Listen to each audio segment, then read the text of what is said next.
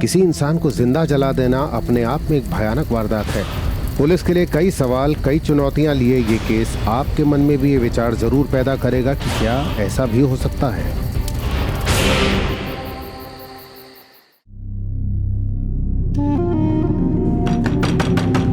आई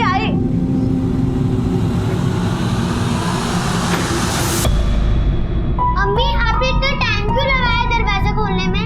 अंदर तो आ जाओ। अरे आपा ने इतना अच्छा बयान दिया कि मैं तुझे क्या बताऊं। अरे काश तो भी सुन पाती। मम्मी क्या कर रही थी आप इतनी देर से? बेटा वो मैं सेवैयां बना रही थी। सिमैया, वो तो मुझे बहुत पसंद है, मेरी प्यारी अम्मी।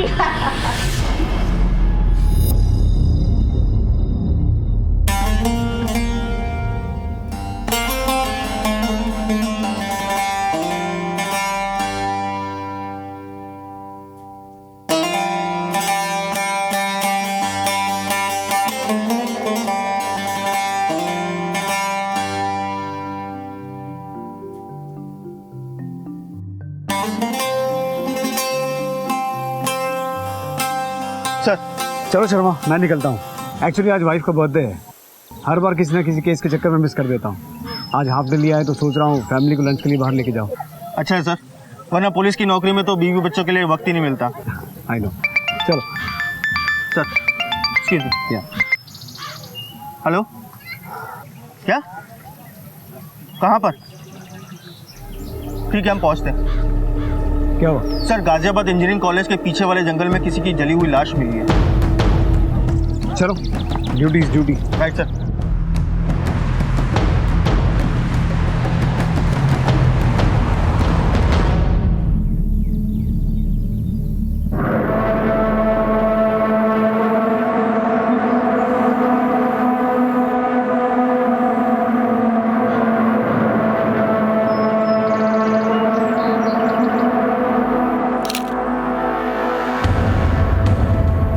सबसे पहले पीसीआर को फोन किसने किया? सर इस आदमी।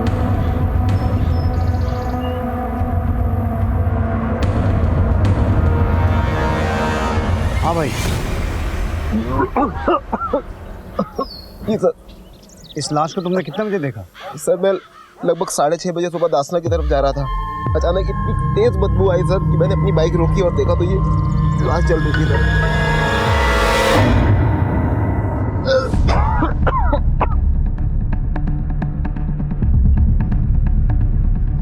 शर्मा सर, अपनी एक टीम तैनात करो। इस तरफ आने जाने वाले रास्ते में जहाँ जहाँ भी सीसीटीवी है उसकी फुटेज चेक करो। Okay sir. सर एक मिनट। सर ये देखिए, घास पूरी तरह जली हुई है। इसका मतलब इस आदमी ने मरने से पहले बहुत हाथ पैर मारे होंगे। सर ये देखिए, इसकी चप्पल मिली। एक चप्पल यहाँ है और एक चप्पल उसके पैर में, और रास्ते में ये निशान। इसका मतलब है इसने मरने से पहले काफी हाथ पैर मारे हैं। इसकी बॉडी को अपनी निगरानी में पोस्टमार्टम के लिए भिजवाओ। और अगर ये कल रात से घर नहीं गया तो इसके घर वालों ने किसी पुलिस स्टेशन में संपर्क तो किया होगा। गाजियाबाद और उसके आसपास के एरिया में जितने भी पुलिस स्टेशन है वहाँ पता करो किसी की कोई मिसिंग कंप्लेंट दर्ज हुई है। Right sir.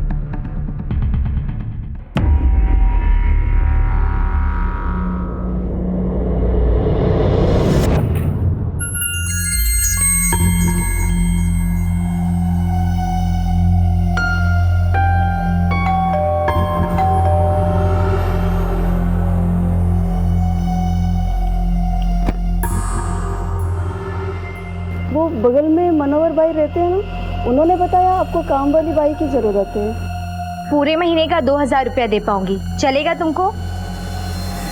चलेगा। आओ बताती हूँ क्या क्या करना है। आ जाओ, इधर किचन है।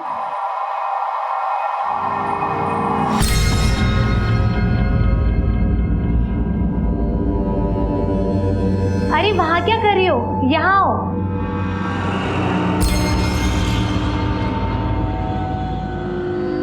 ये देखो, ये सब गंदे बर्तन है, इन्हें धो दो। ये है साबुन, वहाँ पानी है, मैं आती हूँ।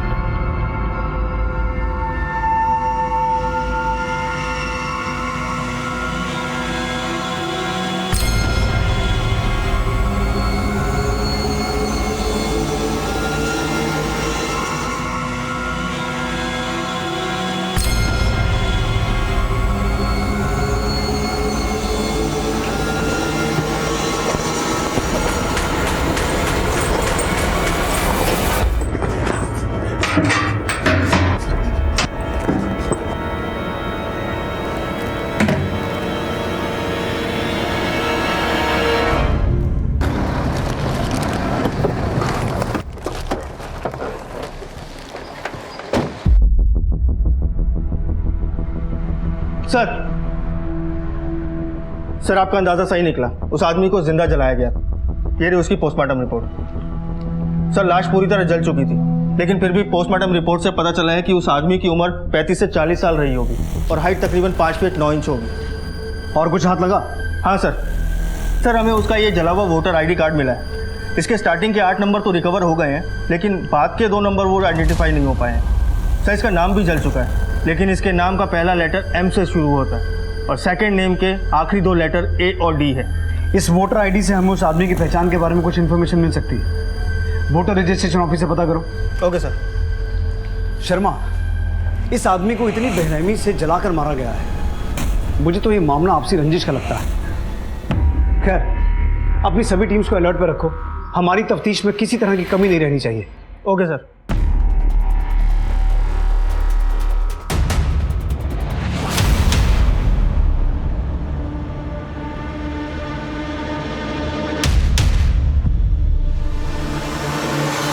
सर ठीक है, मैं बाद में फोन करता हूँ। सर मैंने वोटर रजिस्ट्रेशन ऑफिस में जाकर उस जली हुई ID की इंक्वायरी की। कुल मिला के 3 ऐसी IDs मिली हैं जो हमारे विक्टिम हो सकते हैं। पहला है मोहम्मद दिलशाद, दूसरा है मनोहर प्रसाद। सर मनोहर प्रसाद और मोहम्मद दिलशाद मोहटा के रहने वाले हैं, इनसे बात हो गई है सर। और तीसरा है मोहम्मद शमशाद। सर इसके घर का एड्रेस भी मिल गया। मोहम्मद शमशाद,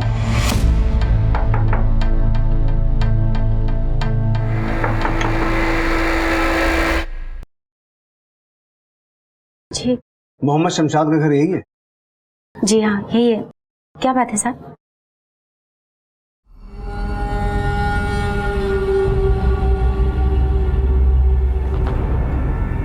क्या बात है साहब?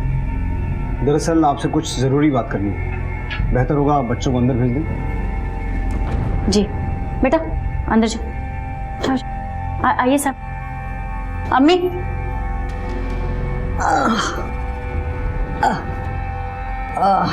जी कहिए साहब। आपके पति कहाँ हैं? कुछ ज़रूरी काम से बाहर गए हैं 2-3 दिनों के लिए। कहाँ गए? जी दासना। तो जब से वो दासना गए हैं, आपकी उनसे कोई बात हुई या उनका कोई फ़ोन आया? सब वो सफ़र के दौरान जनरली बात नहीं करते। ज़रा फ़ोन करके पूछिए कहाँ है वो। जी।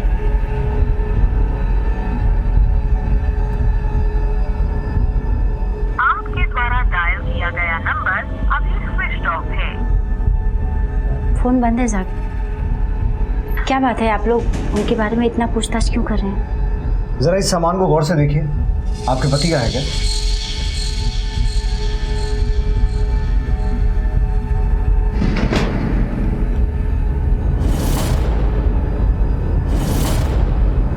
अबूजान, ये लो आपके चप्पल। जी उन्हीं का है। अबू आपकी घड़ी। शुक्रिया मेरी गुड़िया।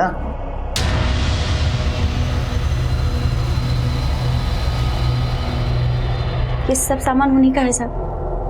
पर ये सब आपको कहाँ से मिला और आप मुझे क्यों दिखा रहे? हुआ क्या है साहब? दरअसल हमें दासना के पास वाले जंगल से एक जली हुई लाश मिली है और उस लाश के पास से हमें ये सामान मिला है। हमें ऐसा लगता है कि वो लाश आपके पति की है। नहीं साहब,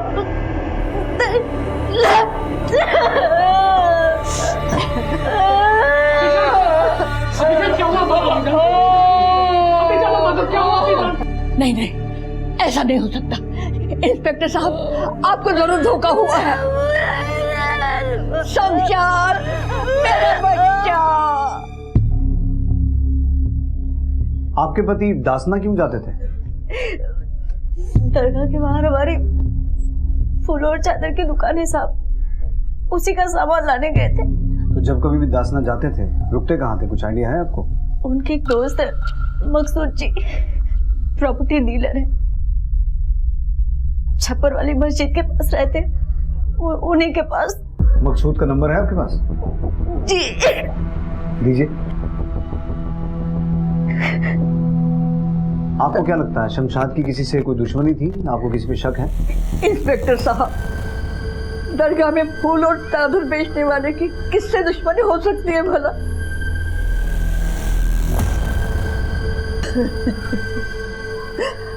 ठीक है, जब तक सारी फॉर्मेलिटीज पूरी नहीं हो जाती आपके पति की बॉडी हमारी कस्टडी में रहेगी। जैसे ही फॉर्मेलिटीज पूरी हो जाएंगी हम बॉडी आपको हैंड ओवर कर देंगे। शमशाद के कॉल रिकॉर्ड्स निकालो और उसकी निजी जिंदगी के बारे में जितनी मालूमात इकट्ठा हो सके करो।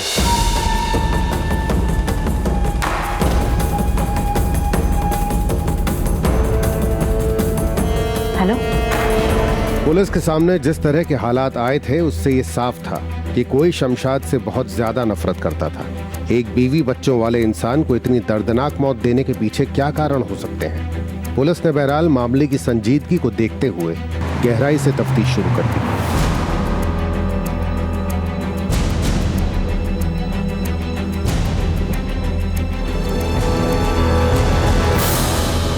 नहीं सर, शमशाद मेरे पास तो नहीं आया था।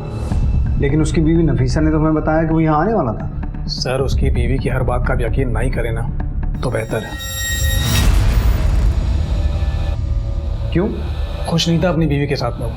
दोनों के बीच में हमेशा से अनबन थी। पर बात क्या हुई? क्या बताऊं यार, परेशान हो गया हूं अपनी जिंदगी से। जी तो चाहता है कि या तो अपनी जान ले लूं या तो उसकी जान ले लूं। अरे शमशाद, तू आराम से बैठ पहले, बैठ। अब आराम से बता हुआ क्या? वही तेरी भाभी नफीसा ना खुद चैन से जीती है ना मुझे जीने देती है। तो तुम्हें क्या लगता है शमशाद के मर्डर में नफीसा का हाथ हो सकता है? अब सर ये मैं कैसे बोल सकता हूँ? शमशाद की किसी और से कोई दुश्मनी? नहीं सर, शमशाद तो बहुत ही सीधा आदमी था, किसी से कोई दुश्मनी नहीं थी।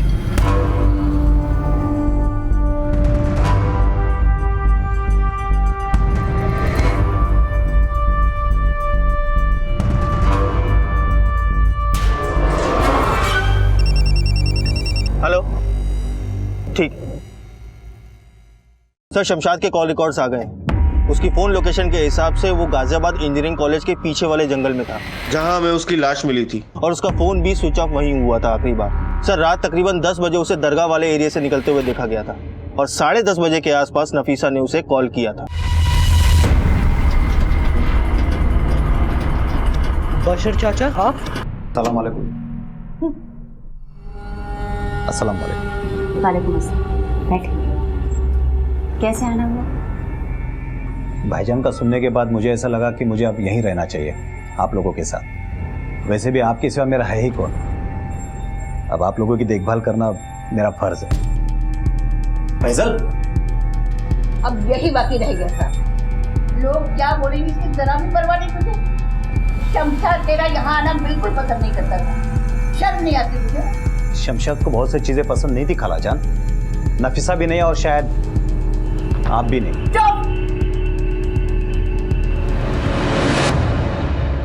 सुनो, तुम्हें कल आने की जरूरत नहीं है, हम लोग कहीं बाहर जा रहे हैं। और ये सब छोड़ो, एक काम करो, ये पानी अंदर जाकर फेंक दो, जाओ। सुधाकर, तुम्हें तैयार नहीं होना है क्या? आओ जल्दी। ठीक है, आता हूँ।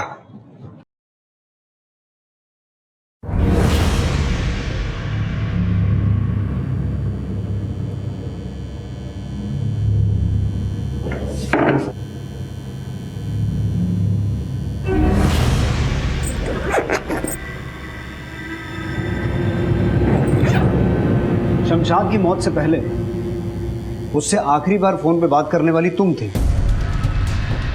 नफीसा, क्या छुपा रही हो हमसे? क्योंकि उस दिन तो तुमने साफ मना कर दिया था कि तुमने शमशाद से कोई बात ही नहीं की। साहब, उस दिन आप लोगों को देखा तो कुछ याद नहीं आ रहा था साहब। जब वो घर नहीं लौटे तो मैंने उन्हें फ़ोन किया। फ़ोन पर उन्होंने बताया कि वो दसना जा रही। उसके बाद मेरी उनसे कोई बात नहीं।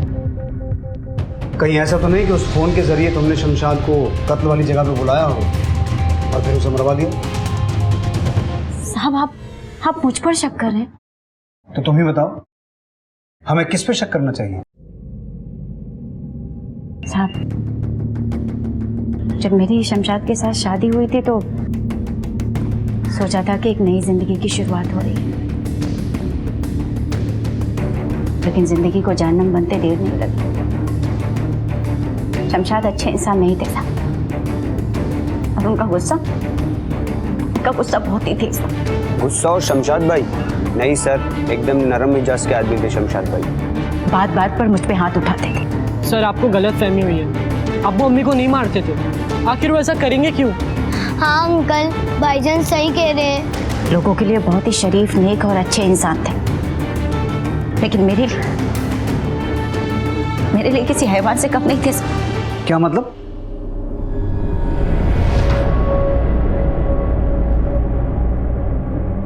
ये निशान देख रहे हैं साहब, ये निशान उनके मुझ पर दिन रात किए गए जुल्मों की कहानी। कहीं कुछ भी हो, किसी से भी खपा हो, लेकिन गुस्सा केवल मुझ पर उतरता।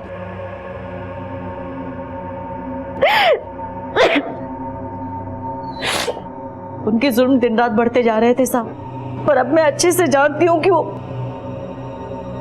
इस दुनिया में नहीं है। जो भी थे, जैसे भी थे तो मेरे शौहर ही ना। भैया, शमशाद की दुकान बंद क्यों है? तुम्हें पता नहीं? शमशाद का किसी ने मर्डर कर दिया है। क्या? जिंदा जला दिया बेचारे को। पति और पत्नी का रिश्ता बड़ा ही गहरा, बड़ा ही भरोसे वाला होता है, लेकिन नफीसा और शमशाद के रिश्ते में काफी बातें अजीब दिखाई दे रही थी। नफीसा शमशाद का एक अलग ही रूप पेश कर रही थी, जिसमें वो जालिम और बेरहम नजर आ रहा था, लेकिन दुनिया की नजर में वो बहुत ही सीधा साधा और शांत स्वभाव का इंसान था। पुलिस के लिए कश्मकश बढ़ती जा रही थी। हेलो सर, एक बंदा पिछले कुछ दिनों से नफीसा के घर में रह रहा है और नफीसा ने हाल ही में एक अनजान बंदे से पैसे लिए हैं। इन दोनों को उठा के लाओ। साहब, इस तरह से आप मुझे लेकर क्यों आए? कि क्या किया है मैंने? सब बताएंगे तुझे। तू कौन है और तूने क्या किया है। शमशाद का चचेरा भाई है ना तू। शमशाद के जीते जी तो नहीं, लेकिन उसके मरने के बाद तेरा उसके घर में आना जाना बहुत हो रहा है। और अब तो हमने सुना है कि तूने वहीं अपना डेरा बसा लिया है। क्या चल रहा है तेरा नफीसा के साथ? और ये बता कि शमशाद को क्यों मारा? साहब, मेरी बात का यकीन कीजिए, मैंने नहीं मारा। पूरे शहर में सिर्फ तुझे ही शमशाद की जली हुई लाश मिलती है। तेरा ही ताल्लुक नफीसा से निकलता है और तू ही उसे पैसे भी देता है। सर, मैंने आपको कहा था कि मैं रोज काम के सिलसिले से वहां से गुजरता हूँ। कि महज एक इत्तेफाक है और कुछ भी नहीं है सर। मुझे तो ये भी नहीं पता था कि वो शमशाद भाई की लाश है। चल मान लेते हैं, लेकिन नफीसा के साथ जो तेरा ताल्लुकात है वो तो कोई इत्तेफाक नहीं है ना। मैं उसके बारे में गलत सोच भी नहीं सकता। हम बताते हैं क्या सोच है तेरी। तूने ये सोचा कि शमशाद को रास्ते से हटा दूंगा तो शमशाद का घर उसकी बीवी का हो जाएगा, और उसके बाद उसका घर और बीवी दोनों तेरे। क्यों? सर, नफीसा को तो मैं अच्छे से जानता भी नहीं हूँ। वो बस मेरी माँ के लिए कपड़े सीती है। मैं वो कपड़े उसको देता हूँ और सिलने के बाद उससे वापस लेकर आ जाता हूँ बस। सर, पैसे भी उसको मैंने उसकी मजदूरी के ही दिए थे। साहब, एक छोटे से मकान के लिए मैं ऐसा क्यों करूंगा? किसी का कत्ल क्यों करूंगा मैं? वैसे भी साहब, शमशाद से ज्यादा प्रॉपर्टी मेरे पास है। चाहे तो आप वेरीफाई करवा सकते हैं। बेटा, वेरिफिकेशन तो अब तेरी हर बात का होगा और अच्छे से होगा। सर, असगर पे बहुत प्रेशर डाला, लेकिन कुछ भी बोलने को तैयार नहीं है। बशर भी अपनी कहानी पे अड़ा हुआ है। इस केस को लेकर हमारे हाथ में कोई ठोस इन्फॉर्मेशन नहीं है। उधर से मीडिया ने भी शोर मचाना शुरू कर दिया। एक सेकंड सर। हेलो, अच्छा, एड्रेस बताओ। ठीक है। क्या हुआ? सर, शमशाद के कॉल रिकॉर्ड डिटेल में चेक किए तो एक चौंकाने वाली बात सामने आई है। उसे 3 महीने से एक नंबर से कॉल आ रहे थे। किसी सुनीता सिंह नाम की लड़की के नाम रजिस्टर्ड है और एड्रेस है राजनगर के ब्लॉक का। सुनीता सिंह? जानता नहीं तूने किससे पंगा लिया है। 1 मिनट में दिमाग सही करवा दूंगा और काम हो जाना चाहिए। पापा, खाना तैयार है। चल।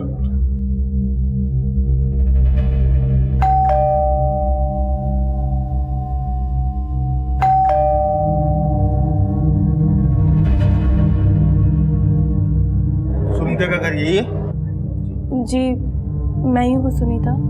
हमें मोहम्मद शमशाद के बारे में आपसे कुछ पूछताछ करनी है। कौन है बेटी? कोई नहीं। देखिए, मैं आप लोगों से रिक्वेस्ट करती हूँ, अभी के लिए आप लोग यहाँ से चले जाइए। अगर मेरे पापा को पता चल गया ना कि आप लोग शमशाद के बारे में मुझसे सवाल कर रहे हैं तो वो मुझे जान से ही मार डालेंगे। प्लीज प्लीज मेरी बात मानिए। कोई बोल क्यों नहीं रहा?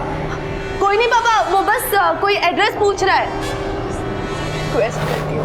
ठीक है, हम तुम्हारा बाहर वेट कर रहे हैं। तुम्हें हमारे साथ पुलिस स्टेशन चलना होगा। हाँ ठीक है, आप आगे चलिए, मैं पीछे से आती हूँ। कौन था बेटी? कोई नहीं पापा, वो बस एड्रेस बता दिया।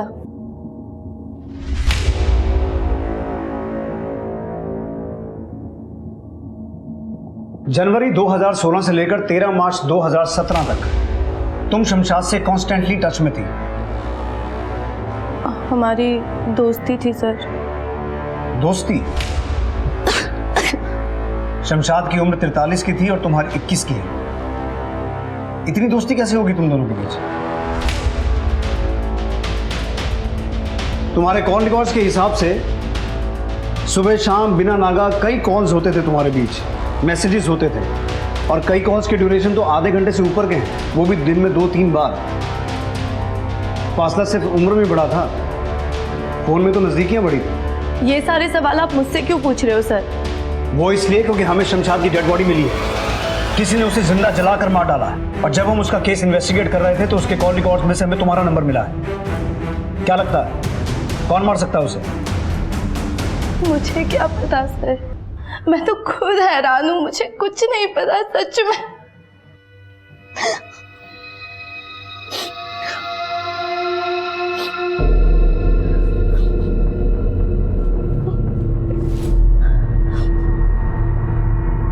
सर, मेरा परिवार बहुत ही दकियानुसी विचारधारा का है। मैं लड़की हूँ ना, इसलिए स्कूल की पढ़ाई खत्म होते ही बस मुझे घर के कामकाज में लगा दिया।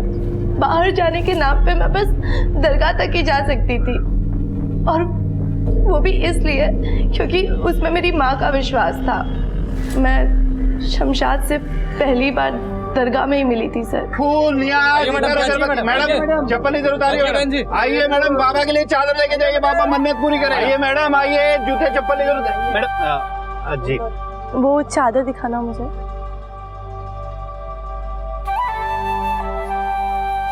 कितना रुपए? आप चादर चढ़ा कर आइए, पैसे हम बाद में देंगे।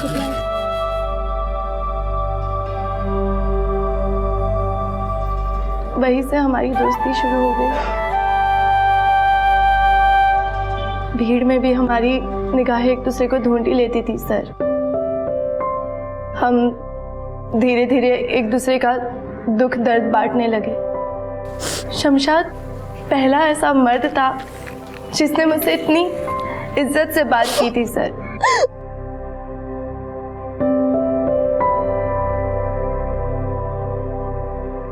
उम्मीद का धागा बांधते वक्त आंखों में आंसू क्यों?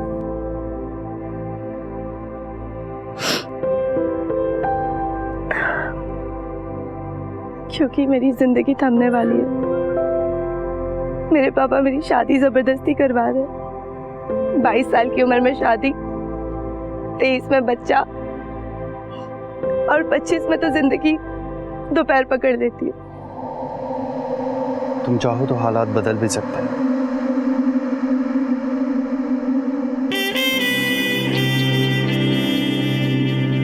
हम फोन पर बातें करने लग गए और धीरे धीरे हमें नजदीकियां बढ़ने लग गई। तुम जानती थी कि वो शादीशुदा है और उसके बच्चे हैं? जी, पर उन्होंने मुझसे वादा किया था कि वो अपनी बीवी को छोड़कर मुझसे शादी कर लेंगे। तुम्हें कभी डर नहीं लगा कि अगर तुम्हारे परिवार को ये बात पता चल गई तो क्या होगा? लगता था सर, लेकिन मैं अपनी मोहब्बत में बहुत आगे निकल चुकी थी। शमशाद से आखिरी बार कब मिली थी? 13 मार्च को हम मिलने वाले थे। उनका मुझे सुबह फ़ोन आया था और उन्होंने कहा था कि वो मुझे रात को फ़ोन करेंगे, लेकिन वो रात कभी आई ही नहीं सर। मैंने बहुत बार उनको फ़ोन किया पर उनका नंबर बंद मिल रहा था, और जब मैं दरगाह गई तो भैया शमशाद की दुकान बंद क्यों है? तुम्हें पता नहीं, कल रात शमशाद का किसी ने मर्डर कर दिया है। क्या? जिंदा जला दिया बेचारे को। मैं अभी तक ये नहीं समझ पाई कि कोई उनको क्यों मारेगा सर, और किस लिए। क्या तुम्हारे घर में किसी को ये बात पता थी कि तुम्हारा शमशाद से अफेयर था? मेरे पापा को पता था। तो क्या लगता है तुम्हारे पापा शमशाद को कोई नुकसान पहुंचा सकते हैं? नहीं सर, मेरे पापा ऐसा कुछ नहीं कर सकते। ठीक है, तुम जा सकती हो।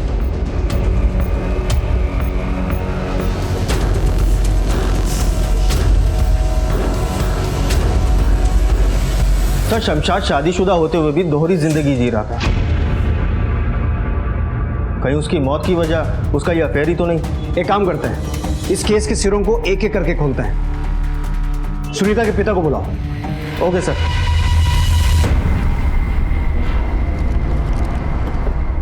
हमारी बात तो छोड़िए, आप बताइए कौन माँ बाप चाहेगा अपनी बेटी की बदनामी?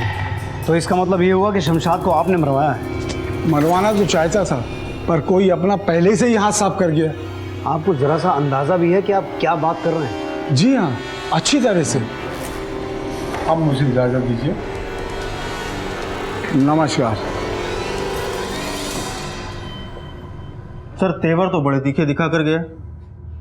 शर्मा, कुछ लोग झूठ भी बड़े भरोसे से बोलते हैं। बाप बेटी दोनों के मोबाइल पर नजर रखो। Okay sir. तुम शमशाद के अफेयर के बारे में जानती थी? जी बिल्कुल जानती थी साहब। वैसे भी 17 साल गुजारे हैं उस इंसान के साथ। उनकी हर नब्ज से वाकिफ थी और अपनी आंखों से भी देखा था। लेकिन जब पूछा तो मानो कयामत आ गई। उन्हें प्यार हो गया था उस लड़की से साहब। पागल हो गए थे उसके पीछे। और तुमने हालात से समझौता कर लिया? तो क्या करती साहब, मेरे दो बच्चे, मैं पहले माँ।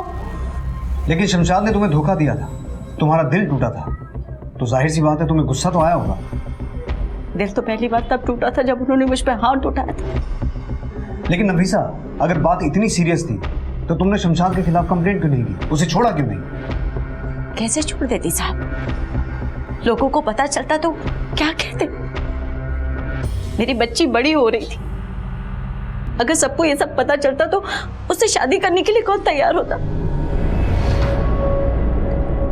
इसीलिए ऐसी जिंदगी जी रही थी। और वैसे भी घर तो उनसे ही चलता था ना साहब। मैं छोड़कर जाती भी तो कहाँ जाती? क्यों? सिलाई का काम तो करती हो ना तुम? हाँ साहब, लेकिन उससे गुजारा नहीं होता, इसलिए मजबूरी और बेबसी की जिंदगी जी रही थी। ठीक है, लेकिन जब तक इस केस की तहकीकात पूरी नहीं हो जाती शहर छोड़ के मत जाना। आप मुझ पर शक कर रहे हैं साहब? शमशाद मारपीट करने वाले, हाथापाई करने वाले इंसान थे।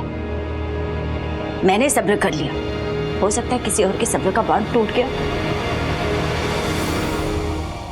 हमें यह बताकर कि वो शमशाद के अफेयर के बारे में जानती थी और उस पर पहले से ही मारपीट और हिंसा का इल्जाम लगाकर नफीसा खुद हमारी नजरों में इस केस की सबसे बड़ी सस्पेक्ट बन गई है।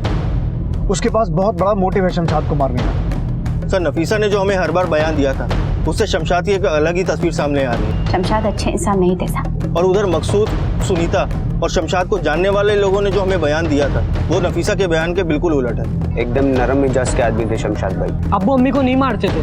अभी तक ये नहीं समझ पाए कि कोई उनको क्यों मारेगा सर। तो ऐसा तो नहीं कि नफीसा हमारे सामने सिंपैथी गेन करके हमारी आंखों में धूल झोंक रही हो? शमशाद एक दोहरी जिंदगी जी रहा था। हमें देखना यह है कि उसकी जिंदगी का कौन सा पलड़ा उसकी जिंदगी पे भारी पड़ गया। लेकिन सर 13 मार्च को नफीसा घर पर ही थी जिस दिन शमशाद का मर्डर हुआ, और ये बात हम वेरीफाई भी कर चुके हैं। वो ये भी सकता है कि वो जानबूझ के घर पे रुक गई हो, अपने पड़ोसियों को अपना गवाह बनाया हो और उसने ये काम किसी और से करवाया हो।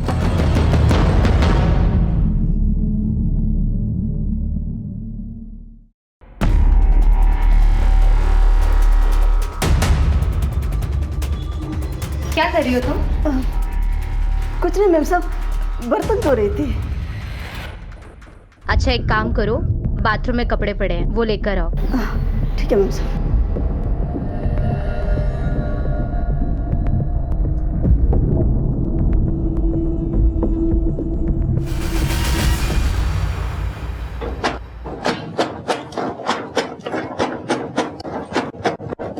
क्या है ये सब? किसका ये पैसा? ये पैसा कहाँ से आया? तेरा है ये पैसा? तेरा है ये पैसा? दूसरे के घर से चोरी करके मेरे घर में छुपाने के लिए आई है? सच सच बता दे किसका है ये पैसा? देख आखिरी बार पूछ रही हूँ, बता दे पैसे।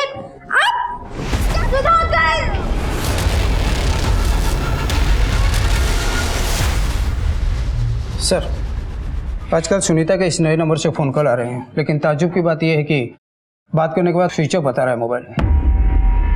इस नंबर की डिटेल निकालो, पता करो किसके नाम पर रजिस्टर्ड है। Okay sir.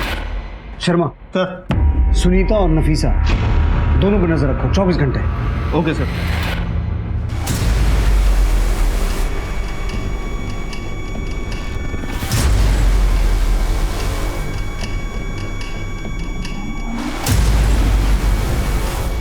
फैजल, तुम्हें गन कहाँ से मिली? सर वो अब्बू की अलमारी से।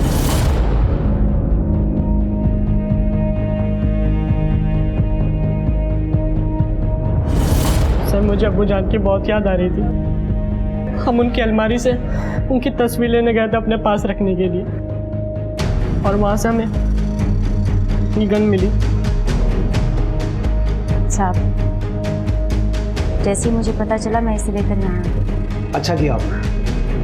खैर आप लोग जाइए, हम देखते हैं। साहब, अभी तक आपको ना तो कोई कातिल मिला है, ना ही कोई सुराग। शमशाद तो मुझे जीते जी भी जीने नहीं दे रहे थे, और अब मरने के बाद भी जीने नहीं दे रहे। नफीसा, ये किसी का रचा हुआ चक्रव्यूह है, और देर सवेर हम इस चक्रव्यूह को तोड़ ही लेंगे, और बहुत जल्द शमशाद के कातिल हमारे सामने होंगे। जाओ।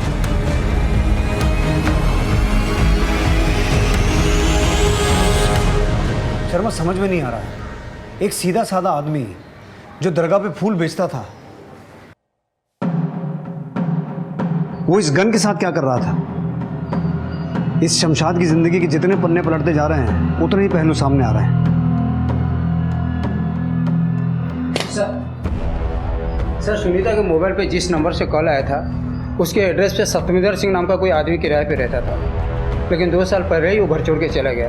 अब किसी को नहीं मालूम वो कहाँ पे रहता है। शर्मा सर, अपनी टेक्निकल टीम से कहो कि उस नंबर को ट्रैक करें, और वो नंबर जैसे ही ऑन होता है उसे ट्रेस करते रहें। एंड वेरी इंपॉर्टेंटली पहले ये पता लगाओ कि ये गन किसकी है, किसके नाम पर रजिस्टर्ड है। ये बहुत बड़ा कांड है शर्मा। हेलो सर, उस गन की डिटेल मिल गई है। वो शमशाद के दोस्त मकसूद के नाम रजिस्टर्ड है, और वो गन डासना से खरीदी गई थी। हाँ सर, हाँ वो गन मैंने ही दी थी शमशाद को। सर वो करीब 15 दिन पहले आया था मेरे पास, बहुत ही बुरी हालत में था। मकसूद देख, मेरी जान खतरे में, अपनी हिफाजत के लिए मुझे तेरी गन चाहिए। प्लीज यार, मेरा ये काम कर दे। उसकी हालत देख के लग रहा था सर वो सच बोल रहा था। और इसीलिए तूने अपनी गन उठाकर उसे दे दी, और जब हमने पहले पूछा था तब क्यों नहीं बताया? पहले बताता तो मैं फंस जाता। मैं वकील से सलाह कर रहा था सर। वकील से तो अब तेरा वास्ता पड़ता ही रहेगा। ले चलो इसे। सर मैंने ही इसे काम पर रखा था। देखिए न जाने कहां से इतना पैसा लेकर आई है, और जब पूछा तो मुझ पर ही हमला कर भागने लगी, इसलिए हम इसे यहाँ ले आए। कहां से आए इतने सारे पैसे? बोल। साहब, मैं चोर नहीं हूँ, मैं यहीं बस्ती में रहती हूँ, घर के काम काज करती हूँ। मेरा पति का दिमाग की हालत ठीक नहीं है साहब, वो सारा दिन दरगाह में बैठा रहता है। दरगाह? कौन सी दरगाह? बड़ी दरगाह। बड़ी दरगाह? लेकिन साहब कुछ दिनों से मेरा पति घर नहीं आया। तो तेरा पति इतने दिन से घर नहीं आया तो तूने शिकायत क्यों नहीं लिखवाई? साहब वो हमेशा ऐसा ही करता है साहब। तो फिर ये पैसे का क्या चक्कर है? साहब ये पैसे मेरे घर के सामने किसी ने छोड़ के गए थे, और मैंने रख लिया। मैं झोपड़ी में रहती हूँ, न दरवाजा ठीक है और बचने का कोई सामान, इसीलिए मैंने साहब और बेन साहब के घर पे छुपाई थी ये पैसे। कोई तेरे घर के बाहर पैसे रख कर गया और तुझे पता तक नहीं है? कांस्टेबल, इसे लेके जाओ। साहब मैंने कुछ नहीं किया। सर शमशाद दरगाह वाले एरिया से गायब हुआ था, और उसी एरिया से रत्ना नाम की एक औरत का पति भी गायब हुआ। सर क्या इन दोनों के बीच में कोई कनेक्शन हो सकता है? हो भी सकता है। रत्ना के पति के बारे में और इन्फॉर्मेशन निकालो, हो सकता है उसका भी इस केस से कोई ताल्लुक हो। Okay sir. शर्मा, हमारे पास इस केस के 5 प्राइम सस्पेक्ट हैं। नफीसा, बशर, असगर, सुनीता और सुनीता के पिता जगन्नाथ सिंह। नफीसा घरेलू हिंसा की शिकार थी, और उसको अपने पति के अफेयर के बारे में भी पता था। हो सकता है उसने बशर की हेल्प ली हो, और हो ये भी सकता है कि नफीसा और बशर का अफेयर चल रहा हो, इस हिसाब से बशर के बाद शमशाद को मारने का मोटिव तो बनता है। इसके बाद है असगर। असगर का कहना है कि उसका नफीसा में कोई इंटरेस्ट नहीं है, लेकिन हमें लाश की इंफॉर्मेशन देके वो हमें गुमराह कर सकता है। इस हिसाब से उस पर भी शक तो बनता है। सुनीता, हो सकता है सुनीता के पहले पहले प्यार की मिठास कम पड़ गई हो, लेकिन शमशाद उसे छोड़ना न चाहता हो और इसी वजह से सुनीता ने ये कांड किया हो। या फिर सुनीता के पिता जगन्नाथ सिंह को अपनी इज्जत बहुत प्यारी थी और हो सकता है ये मामला ऑनर किलिंग का हो। सर, शमशाद ने मकसूद से कहा था कि उसकी जान को खतरा है। आखिर ये खतरा किससे हो सकता है? और सर, उसे पीटा किसने होगा? वो जो कोई भी है शर्मा, इन सभी प्राइम सस्पेक्ट्स में से कोई एक है और जब तक हमारी इन्वेस्टिगेशन एक्टिव है वो सामने नहीं आएगा। एक काम करते हैं, अपनी इन्वेस्टिगेशन को गुप्त तरीके से जारी रखते हैं। दुनिया के सामने यही दिखावा करते हैं कि हमने इस केस को क्लोज मान लिया है, लेकिन खामोशी से सभी प्राइम सस्पेक्ट्स पर नजर रखेंगे। देखते हैं सबसे पहले कौन हरकत में आता है। Right sir.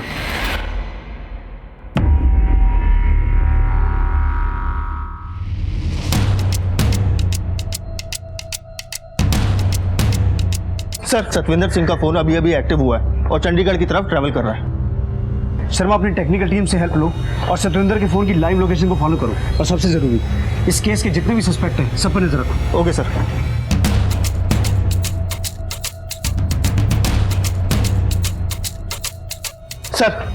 Sir, Satwinder Singh का फोन ट्रैवल करके चंडीगढ़ से वापस गाजियाबाद की तरफ आ रहा है और सर्च नंबर पे उसने फोन भी किया था।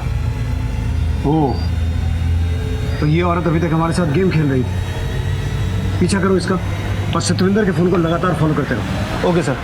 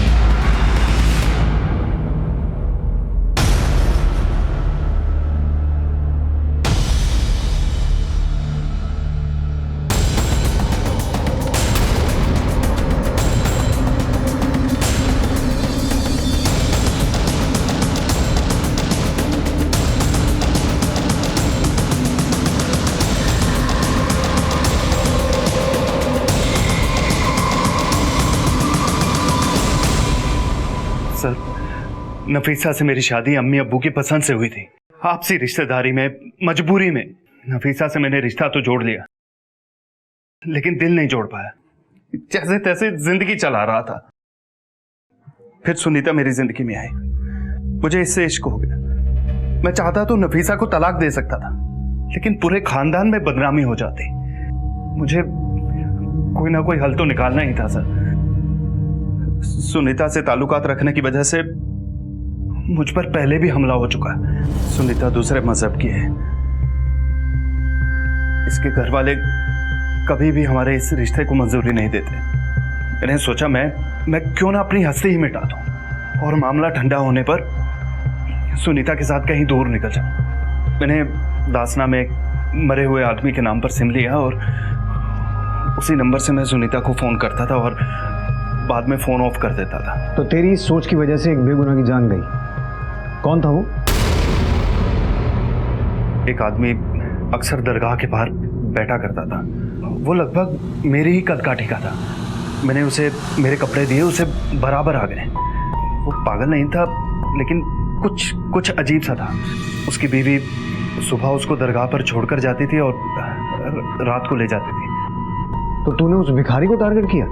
मैंने सोचा अगर मैं इसको मार दूं और दुनिया को ये यकीन दिला दूं कि वो मैं हूं, तो मेरा सारा काम आसान हो जाएगा। मैंने उस आदमी को एक सुनसान जगह पर बुलाया। वो मेरे ही दिए हुए कपड़े पहन कर आया। फिर मैंने उसे अपनी घड़ी, अपना पर्स और कुछ पैसे उसे दिए। सुनीता ने मुझे कुछ रुपए दिए थे। मैंने उस आदमी का एक बार पीछा किया था। उसकी एक बीवी है, एक बच्चा है। मैंने एक पैसों से भरा हुआ बैग उसके घर के बाहर रख दिया। मैं जानता था सर उसकी फैमिली है।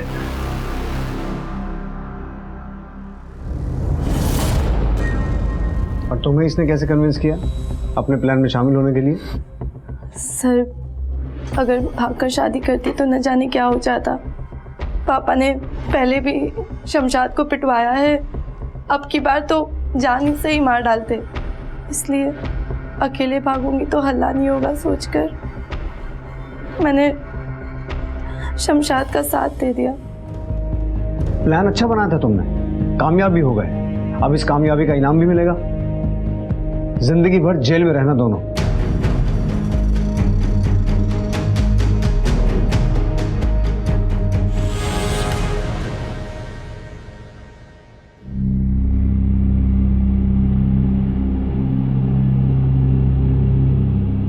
हर रिश्ते की बुनियाद भरोसा होता है। रिश्ते बनाने से ज्यादा रिश्तों में भरोसा पैदा करने में कठिनाई होती है, और अक्सर जब भरोसा टूटता है तो रिश्तों की मजबूत से मजबूत इमारत को भी धराशायी होने में वक्त नहीं लगता। अल्लाह के वास्ते मेरे बच्चों को हाथ मत लगाना। मरने का नाटक तो पहले ही कर लिया था, आज वाकई में मर गए हमारे लिए। वो एक साथ जिंदगी गुजार तो रहे थे, लेकिन कभी एक नहीं हो पाए थे, एक दूसरे को अपना नहीं पाए थे, और अंजाम इतने खतरनाक और भयानक रूप में सामने आया।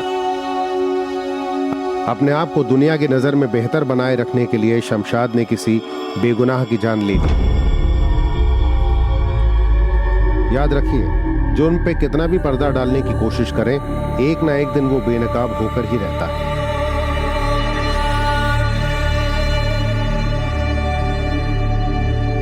देखते हैं हमारे आज के एपिसोड की दूसरी कहानी।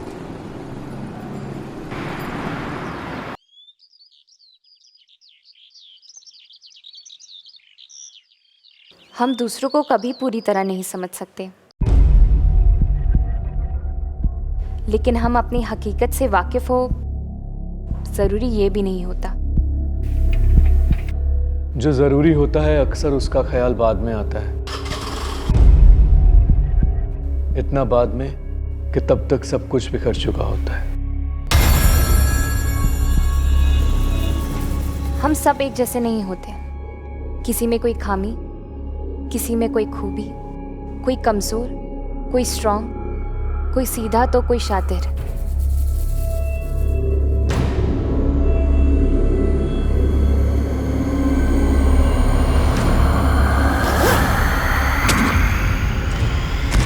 आयुष! आयुष!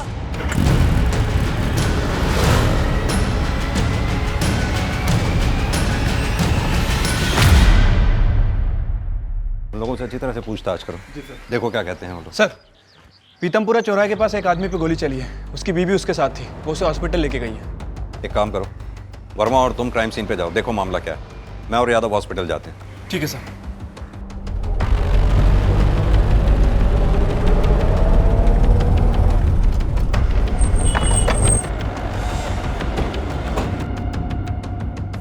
सर ये देखिए, और सर वो उसी स्कूटी से आए थे।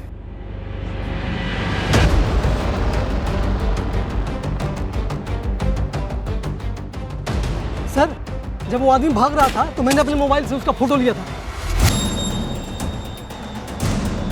वर्मा सर, इस फोटो को सभी बीट चौकी में सर्कुलेट करा दो, quick. Sir, DL XX A 1219, जल्दी से पता करो ये बाइक किस नाम और एड्रेस पर रजिस्टर्ड है।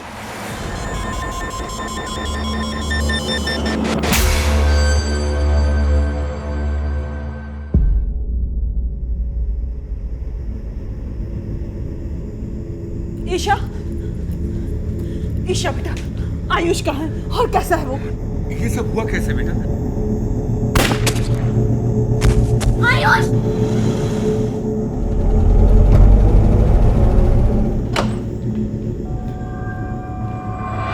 ये वो आदमी जिसने आपके पति पे गोली चलाई थी, क्या आप लोग जानते हैं? सर सर ये पता नहीं कौन है, लेकिन अब हमें ऐसा लग रहा है शायद 1 महीने पहले भी किसी ने मेरे बेटे को मारने की कोशिश की थी। क्या हुआ था तब? 1 महीने पहले मैं और आयुष घर के बाहर टहल रहे थे।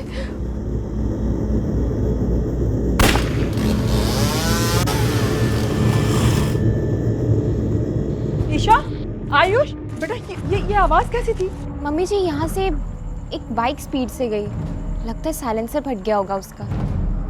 सर तब तो हमें कुछ पता नहीं चला, लेकिन अगली सुबह पता चल गया।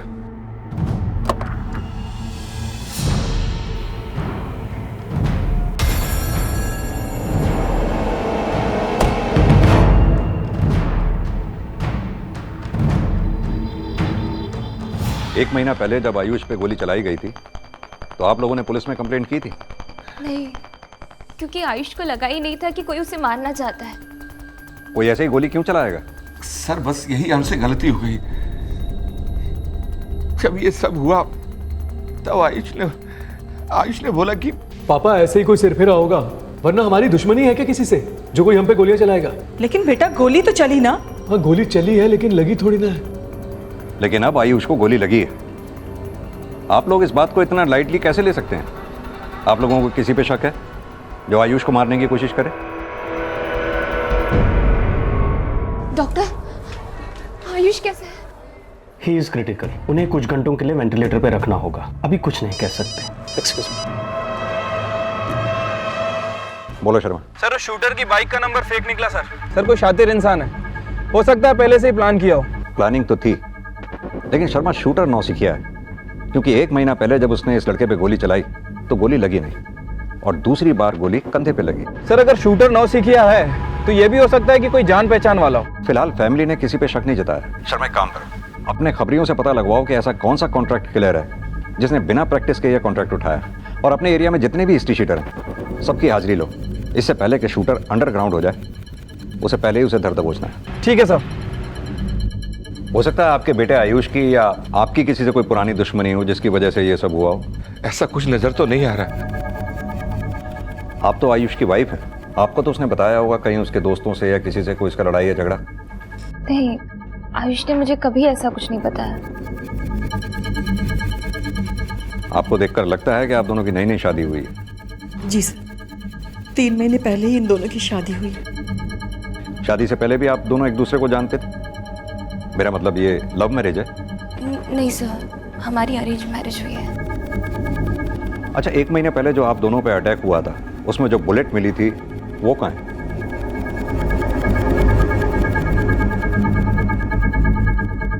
अंकल जी, आयुष कैसा है अब? अभी बेहोश है बेटा। आप कौन? सर ये अंजलि है, हमारे पेट्रोल पंप पे मैनेजर है। सर शार्प शूटर हो या नौसिखिया है तो हेलमेट में टाइम तो लगेगा। टाइम ले, लेकिन मेरा टाइम खराब मत करना। पेट्रोल पंप के मालिक पे गोली चली है, आयुष मलिक नाम है। जल्दी पता कर कि किसने चलाई है और किसके कहने पे चलाई है।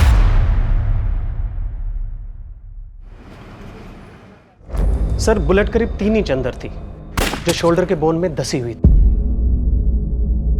यादव, ये बुलेट को बैलिस्टिक जांच के लिए भिजवाओ। Okay sir. समधी जी, अभी दामाद जी की तबीयत कैसी है? भगवान का लाख लाख शुक्र है कि उसकी जान बच गई। अगर उसे कुछ हो जाता ना तो मैं तो जीते जी मर जाती। धीरज रखिए समधिन जी, सब ठीक हो जाएगा।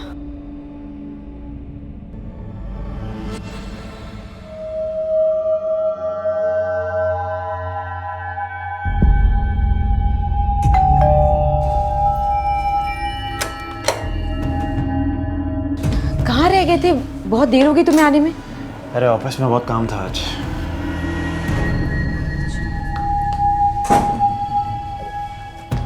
अच्छा, तुम्हें याद है ना कि हमें ये घर छोड़ना है? हाँ पता है, पर तुमने किसी से बात की है?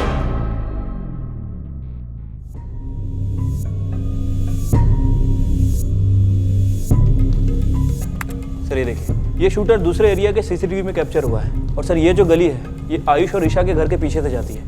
ये वहीं से उन्हें फॉलो कर रहा था। आयुष पे पहला अटैक भी उसके घर के बाहर ही हुआ था। यानी कि ये इनके बारे में पूरी जानकारी रख रहा होगा। ऐसा कौन हो सकता है शर्मा जो आयुष को पिछले 1 महीने से मारने की कोशिश कर रहा है?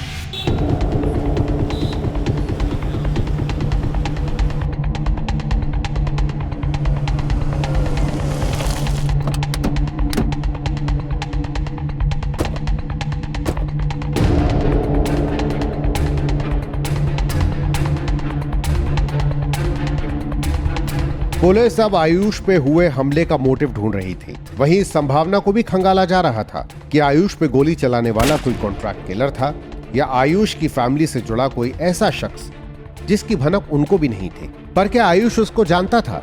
ये राज आयुष के होश में आने तक महफूज था और जल्द ही आयुष को होश आ गया।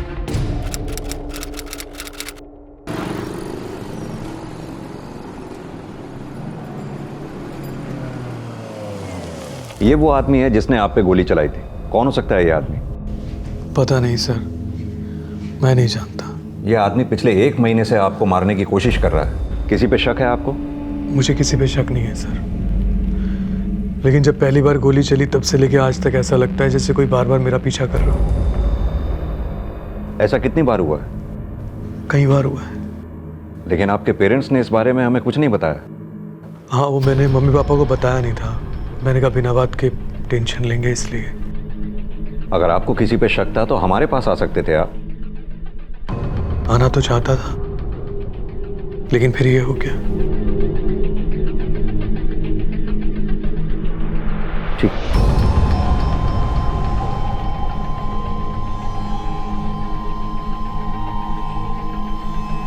क्या लगता है सर, ये आयुष वाकई सच बोल रहा है?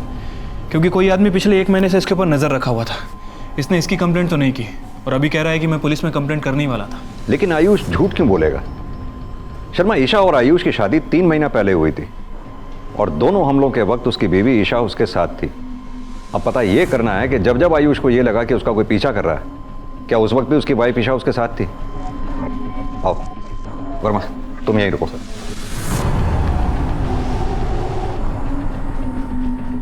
ईशा जी, क्या 2 मिनट के लिए आप बाहर जा सकती हैं? हमें आयुष से कुछ अकेले में बात करनी है।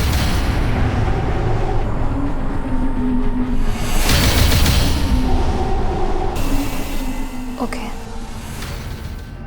Thank you.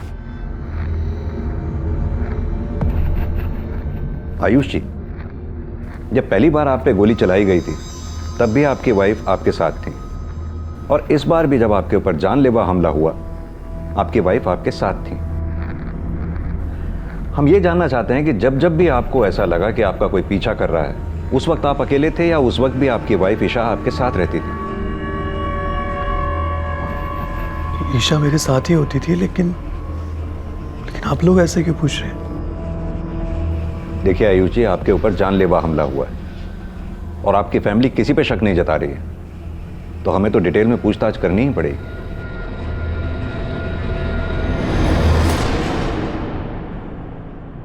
सर, क्या लगता है आपको, आयुष पे जितने भी हमले हुए उसका कनेक्शन उसकी बीवी से हो सकता है क्या? शर्मा, आयुष और ईशा की शादी को 3 महीने हुए हैं और शादी के 2 महीने बाद से आयुष पे एक के बाद एक हमले का होना और दोनों हमलों के वक्त उसकी बीवी ईशा का उसके साथ होना, और इन दोनों हमलों के बीच जब जब आयुष को यह लगा कि उसका कोई पीछा कर रहा था, उस वक्त भी उसकी बीवी ईशा उसके साथ थी। हो सकता है ये ईशा आयुष को अपने साथ ले जाकर शूटर को सिग्नल दे देती हो।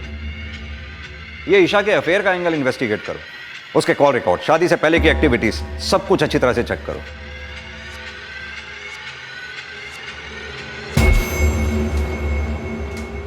आयुष, क्या हुआ? क्या सोच रहे हो? सोच रहा हूँ अगर मैं मर जाता तो तुम। ऐसी बातें मत करो। ईशा, सिर्फ 3 ही महीने हुए हमारी शादी को और ऐसा लग रहा है जैसे कोई जानबूझ के हमें अलग करने की कोशिश कर रहा हो। ये तो मुझे भी समझ में नहीं आ रहा है, लेकिन तुम्हें किसी पे शक नहीं? क्या पता कोई ऐसा हो जिसके इंटेंशंस तुम समझ नहीं पा रहे हो। तुम सही कह रही हो ईशा, शायद मैं उसकी इंटेंशन समझ नहीं पा रहा हूँ।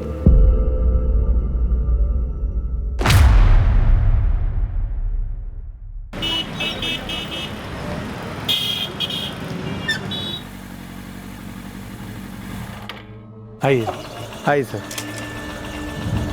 इसी बिल्डिंग में वो फ्लैट है। अच्छा। बहुत ही प्राइम लोकेशन है मैम, बाहर निकलते ही वॉकेबल डिस्टेंस में मेट्रो है। आइए प्लीज, देखिए ये फ्लैट है सर। यहाँ पर 24 घंटे बिजली और पानी की पूरी व्यवस्था है। आपको किसी चीज की कोई तकलीफ नहीं होगी। अच्छा।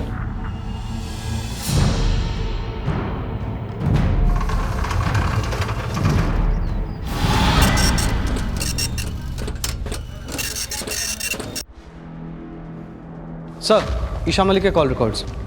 आयुष पे हुए अटैक में अब पुलिस ईशा के अफेयर का एंगल इन्वेस्टिगेट कर रही थी, लेकिन ईशा के कॉल रिकॉर्ड्स में शादी से पहले की उसकी एक्टिविटीज में भी ईशा के अफेयर का कोई क्लू हाथ नहीं लगा था। लेकिन पुलिस की थ्योरी अब भी ईशा और आयुष की शादी से ही जुड़ी हुई थी।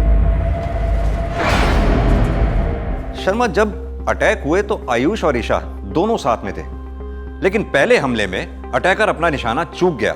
यह भी तो हो सकता है कि अटैकर के निशाने पर आयुष ना हो करके ईशा हो और गोली आयुष को लग गई। या फिर यह भी हो सकता है कि ईशा आयुष को नहीं, आयुष ईशा को मरवाना चाहता हो और ईशा को अपने साथ ले जाकर के शूटर को सिग्नल दे देता हो। इन दोनों पॉसिबिलिटीज के अलावा तीसरी पॉसिबिलिटी यह भी हो सकती है कि आयुष की लाइफ में कोई लड़की हो जो आयुष को प्यार करती हो, जो आयुष और ईशा की शादी से ना खुश हो। उसने किसी कॉन्ट्रैक्ट किलर को हायर किया हो इन पे अटैक करवाने के लिए। हो सकता है सर।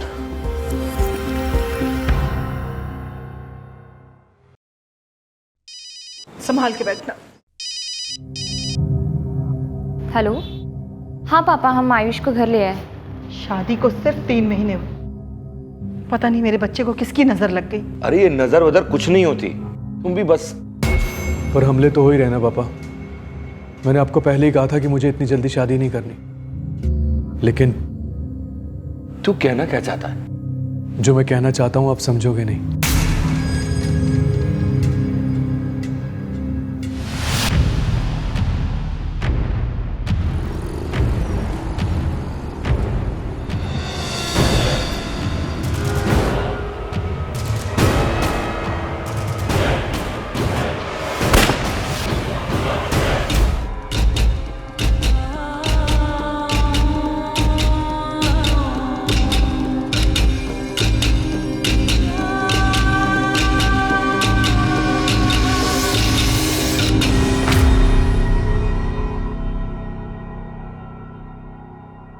सर, आयुष के कॉल रिकॉर्ड से उसके लव अफेयर के बारे में कुछ पता नहीं चला है, लेकिन सर मैंने उसके फ्रेंड एकलव से बात की थी और उसने बताया कि सर आयुष की शादी से पहले किसी अफेयर का तो मुझे नहीं पता, लेकिन उसके पेट्रोल पंप पे जो मैनेजर है अंजलि, उसका और आयुष का काफ़ी अच्छा मतलब फ्रेंडशिप है।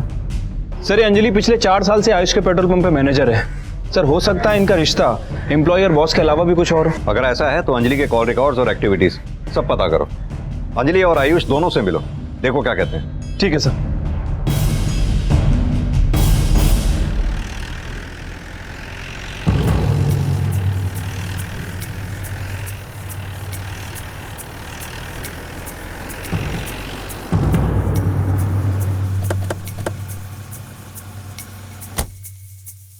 सर, आप कुछ भी सोच रहे हैं। आयुष मेरे अच्छे बॉस ही नहीं बल्कि मैं उन्हें बहुत अच्छा अपना दोस्त भी मानती हूँ। माना कि अंजलि आपकी एम्प्लॉय थी, वो आपको दोस्त समझती थी या दोस्त से कुछ ज्यादा? पता नहीं, मुझे ऐसा कभी लगा नहीं सर। आयुष पे जानलेवा हमला हुआ है, किसी ने उसे जान से मारने की कोशिश की है और आप तो उसकी दोस्त है ना, पिछले 4 सालों से काम कर रही हैं। आपको तो पता होगा कौन ये कर सकता है। अगर मुझे मालूम होता तो मैं आपको पहले ही बता देती। यानी कि आपको अंजलि पे शक नहीं है? मुझे अब किसी पे भरोसा ही नहीं है सर। आपको जिस पे शक है आप उसको इन्वेस्टिगेट कीजिए। आयुष ने हमें बताया कि पिछले 1 महीने से कोई इसका पीछा कर रहा था। जब आयुष यहाँ होता था, आपने किसी ऐसे आदमी को नोटिस किया जो आपको सस्पिशियस लगा? नहीं सर। हाँ, एक बात है। क्या?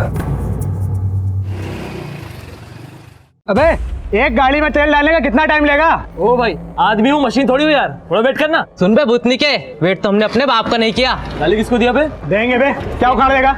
चल निकल, नहीं मिल रहा पेट्रोल। ऐसा कैसे नहीं मिलेगा पेट्रोल? क्यों नहीं मिल रहा पेट्रोल?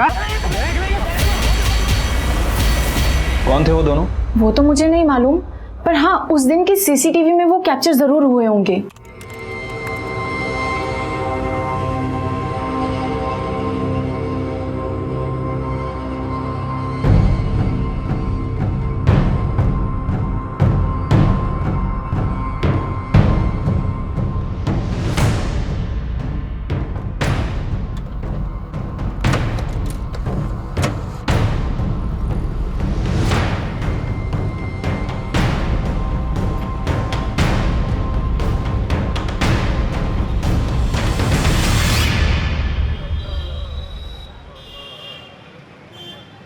सर, क्राइम सीन में कुछ विटनेस ने बताया था शीना पे जिस आदमी ने गोली चलाई थी वो बाइक पे था और उसने हेलमेट पहन रखा था।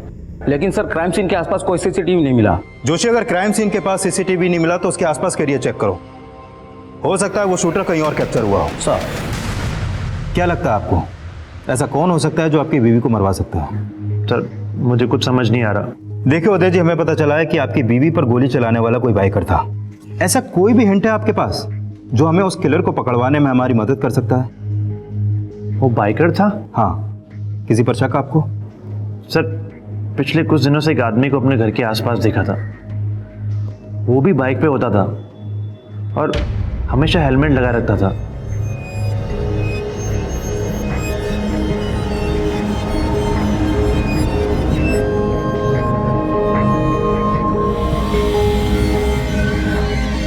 सर मुझे उस दिन भी अजीब लगा था। अजीब लगा था मतलब? आपकी वाइफ उसे जानती थी? सर मैं सोच ही रहा था कि शीना से इस बारे में बात करूं, लेकिन उससे पहले ही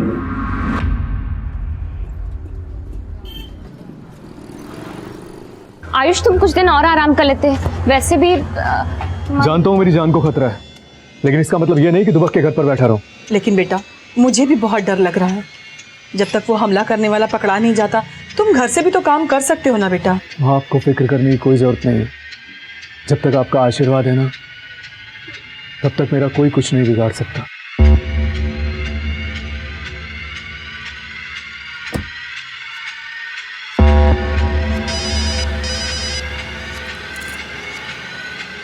हेलो,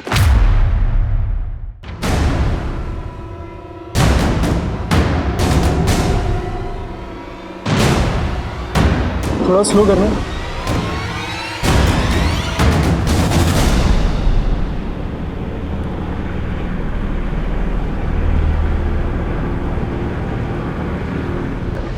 सर और किसी के खिलाफ तो कुछ नहीं मिला, लेकिन सर ईशा से जुड़ी एक इंपॉर्टेंट बात पता चली है। क्या? सर आयुष पे हुए हमले के एक हफ्ते पहले ईशा ने अपने म्यूचुअल फंड से तकरीबन 2.5 लाख रुपए निकाले थे। सर हमें ईशा के अफेयर के बारे में पता नहीं चला है, लेकिन सर अगर थोड़े समय के लिए मान लें कि ईशा का अफेयर है तो ये 2.5 लाख रुपए का विड्रॉल इस कॉन्ट्रैक्ट किलिंग से जुड़ा हो सकता है।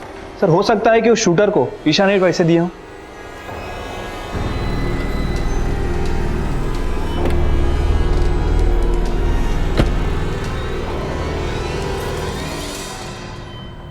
सर शीना पे जो गोली चलाई गई थी उसकी बैलिस्टिक रिपोर्ट बुलेट .44 के देशी कट्टे से चलाई गई है। देशी कट्टा? Yes sir. पर जिस बाइकर ने शीना पर गोली चलाई उसका कोई भी लीड हमारे पास नहीं है, लेकिन हो सकता है कि वो कोई कॉन्ट्रैक्ट किलर हो। जो शीना के पति ने बोला था कि उसने अपने घर के पास एक बाइकर को देखा था जो हमेशा हेलमेट में रहता था। अब वो सच बोल रहा है या झूठ, इसका कोई भी क्लू हमारे पास नहीं है। कहीं ऐसा तो नहीं कि वो झूठ ही बोल रहा हो। एक काम करो, शीना के पति उदय को भी इन्वेस्टिगेट करो। हो सकता है उसका अपनी पत्नी को मारने का कोई मोटिव हो।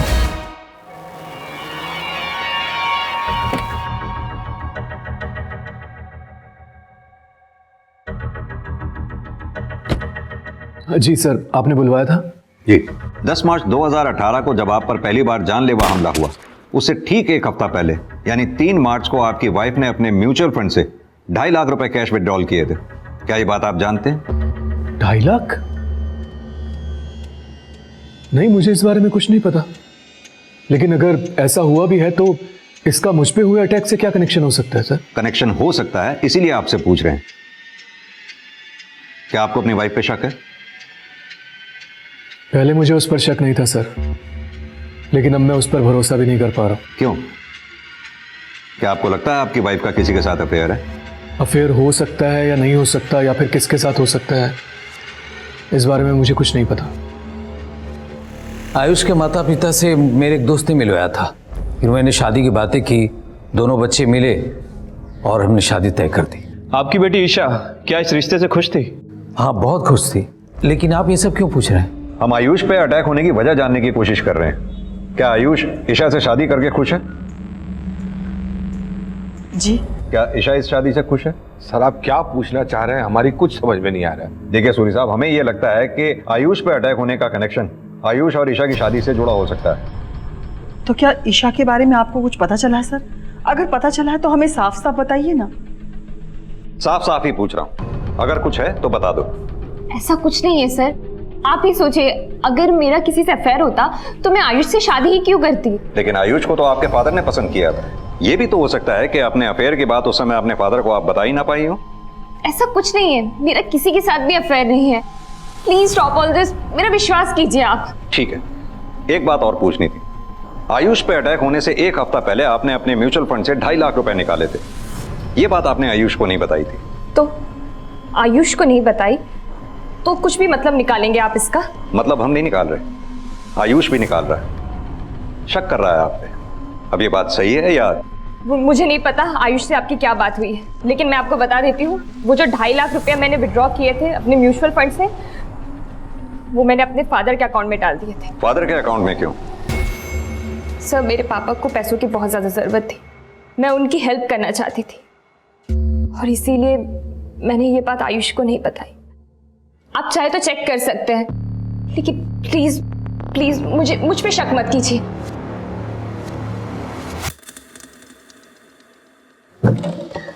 सर, ईशा ने अपने फादर के अकाउंट में सिर्फ 2 लाख रुपए जमा किए थे। सर, हो सकता है कि बाकी के 50,000 रुपए इस किलर को एडवांस देने के लिए रखे। ईशा के अफेयर की भी कोई बात अभी तक पता नहीं चली है, इसलिए मोटिव क्लियर नहीं होता। शर्मा, मुझे लगता है इन हमलों के पीछे वजह कुछ और ही है जो अभी तक हमारे सामने नहीं आ रही है। मतलब हम नहीं निकाल रहे, आयुष भी निकाल रहा है, शक कर रहा है आप।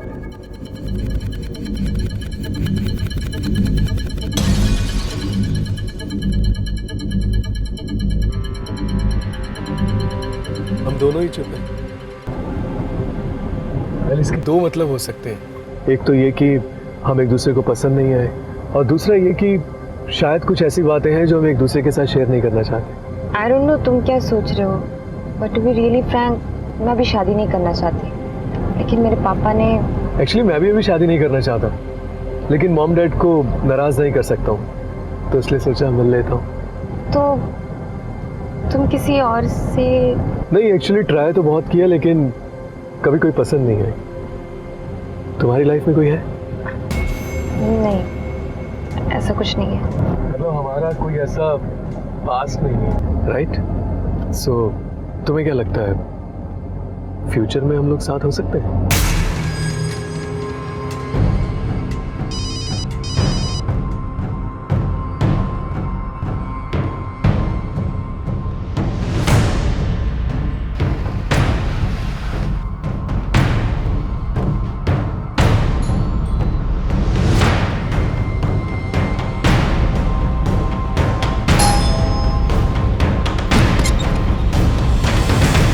सर, आप लोग?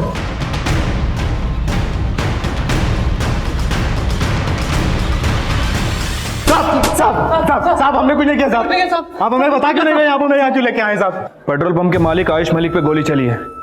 तुम दोनों में से किसने चलाई है, सीधे से बता दो। गोली? साहब, मैंने कोई गोली नहीं चलाई साहब। सर, मैंने भी गोली नहीं चलाई साहब। झगड़ा हुआ था तुम दोनों का आयुष मलिक से, झूठ बोलने की कोशिश करना नहीं। साहब, मैं मानता हूँ मेरा उसे झगड़ा हुआ था, लेकिन मैंने कुछ नहीं किया साहब। साहब, मैंने कुछ नहीं किया साहब। सिर्फ 10 मिनट दे रहा हूँ, डिसाइड कर लो तुम दोनों में से किसने किया। यादव, जब तक ये दोनों डिसाइड नहीं करते ना, ठोकते रहो इन्हें। साहब, मैंने कुछ नहीं किया साहब। मैंने कुछ नहीं किया साहब। सर, इन दोनों का आयुष से झगड़ा हुआ था, लेकिन ये दोनों कुछ बता नहीं रहे, और मैंने इनके बारे में पता भी किया। 1 नंबर के बदमाश है सर। आयुष पे जब अटैक हुआ उस वक्त ये दोनों कहाँ थे, चेक किया तुमने? हाँ सर, जब आयुष पे हमला हुआ ये दोनों वहां नहीं थे, लेकिन सर ये भी हो सकता है कि इन दोनों ने ये काम इस शूटर से करवाया हो सकता है इन दोनों ने गोली चलवाई हो, लेकिन ये काम अंजलि भी तो करवा सकती है। सर, अंजलि करवा तो सकती है, लेकिन हमें अंजलि के खिलाफ कुछ मिला नहीं है। शर्मा, अटैकर जो कोई भी था बहुत शातिर, कोई भी सबूत नहीं छोड़ना चाहता था वो। लेकिन एक बात तो तय है, आयुष का इन दोनों से जिस तरह से झगड़ा हुआ, ये बात तो साफ है कि आयुष गर्म दिमाग का आदमी है। हो सकता है उसका ये बर्ताव औरों के साथ भी रहता हो। आयुष पे हुआ हमला वो दुश्मनी, दोस्ती, प्यार, शादी, इनमें से किसी एंगल से जुड़ा हुआ हो, या फिर ये शूटर वो कॉन्ट्रैक्ट किलर हो, या आयुष के परिवार का ये जानने वाला हो। कहते हैं शादी खुशियों का सफर होता है, लेकिन हम सफर वो ना हो जिसके हमने सपने देखे थे। तो हम ऐसे सफर पे होते हैं जहाँ से जिंदगी का हर एक पड़ाव किसी नरक से कम नहीं होता। गलत सिर्फ एक नहीं होता, ताली तभी बजती है जब दोनों हाथ जुड़े हों। लेकिन जब दो हाथ एक दूसरे को ठीक से थाम नहीं पाते तो रिश्ता कभी जुड़ ही नहीं पाता। जिसकी फितरत ही तोड़ने की हो, यदि वो जोड़ने की बात करे तो समझ लीजिए वो आपको तार तार करने वाला है। जिस रिश्ते में सुधार की गुंजाइश ही ना बचे वो हमेशा यूं ही तार तार होता है।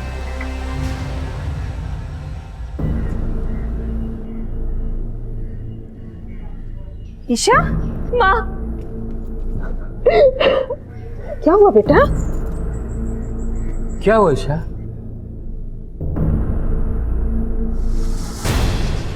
आयुष, मुझे तुमसे बात करनी है। बात तो मुझे भी करनी है तुमसे। क्या चल रहा है तुम्हारे दिमाग में? यही तो जानना चाहता हूँ कि तुम्हारे दिमाग में क्या चल रहा है, और ये अब से चल रहा है या शादी से पहले से चल रहा है? देखो आयुष, तुम्हें जो भी बोलना है साफ साफ बोलो। साफ साफ कह रहा हूँ ईशा, तुम मुझे मरवाना चाहती हो ना? क्या? मैंने तुम्हें 2.5 लाख के विड्रॉल के बारे में नहीं बताया, इसलिए तुमने मुझसे बात किए बगैर जाके पुलिस के मन में शक भर दिया मेरे खिलाफ। डर क्यों लग रहा है? हाँ, तुम्हारी पोल खुल जाएगी इसलिए? Ayush, shut up! जिंदगी बर्बाद करके रख दी तुमने मेरी। कौन है वो? कौन है वो?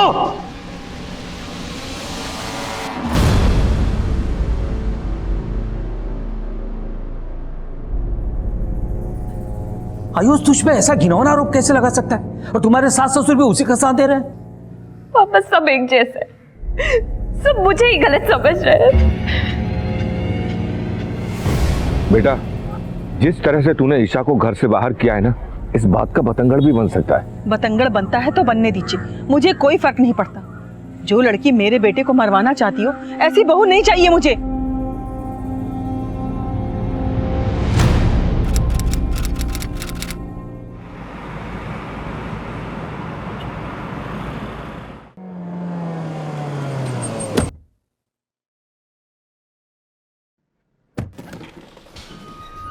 कहिए मिस्टर खत्री, आप मुझसे क्यों मिलना चाहते हैं? सर, ये कुरियर सुबह मेरे घर आया।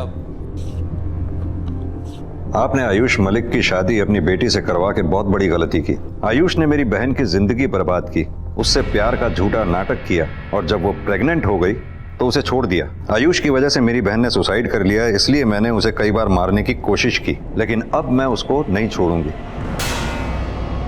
यानी कि ये लेटर किसी लड़की ने लिखा है, उसी ने आयुष को मरवाने की कोशिश भी की। नंदिनी बिष्ट, कौन है ये? मुझे क्या पता है सर, कौन है ये? मिस्टर खत्री, अगर इस लेटर में जो कुछ भी लिखा है वो सच है तो आपका दामाद इस नंदिनी बिष्ट को जरूर जानता होगा। आपने पता किया उससे या उसके फैमिली से? सर, ये लेटर लेकर मैं उन लोगों से बात करने वाला था, लेकिन वो लोग खुद ही मेरी बेटी पर शक कर रहे हैं। तो इसलिए अब आप अपने दामाद पे शक कर रहे हैं? शक तो होगा ना सर। मुझे पता है आप मेरी बेटी पे शक करते हैं, ये आपकी गलतफहमी है सर। और वैसे भी इस लेटर में साफ साफ लिखा हुआ है कि आयुष को कौन मारना चाहता है। आयुष ने उस लड़की को धोखा देके उसकी जिंदगी तो बर्बाद की ही, मेरी बेटी से शादी करके उसकी भी जिंदगी बर्बाद कर दी। यादव, इस लेटर पे जनकपुरी का एड्रेस लिखा है। हालांकि ये लेटर धमकी भरा है, जरूरी नहीं कि इस पे लिखा एड्रेस सही ही हो, लेकिन वहां जाकर पता करो क्या इस एड्रेस पे नंदिनी बिष्ट नाम की लड़की रहती है। Okay sir. क्या लगता है सर, हमें आयुष के अफेयर के बारे में कोई बात पता नहीं चली है, लेकिन अगर ये लेटर सच्चा है तो एक बात तो कंफर्म है कि नंदिनी बिष्ट ने ही आयुष को मारने की सुपारी शूटर को दी होगी, जिसने अपनी बहन की सुसाइड की बात उस लेटर में लिखी है। शर्मा, हो ये भी सकता है कि ये लेटर हमें इस केस से भटकाने के लिए भेजा गया है। अभी तक हम आयुष ही नहीं, ईशा के भी अफेयर का एंगल इन्वेस्टिगेट कर रहे थे, और अब ये लेटर हमारे पास ईशा के फादर के थ्रू सामने आया है। इस केस का असली राजदार वही है जिसने ये लेटर कुरियर किया है।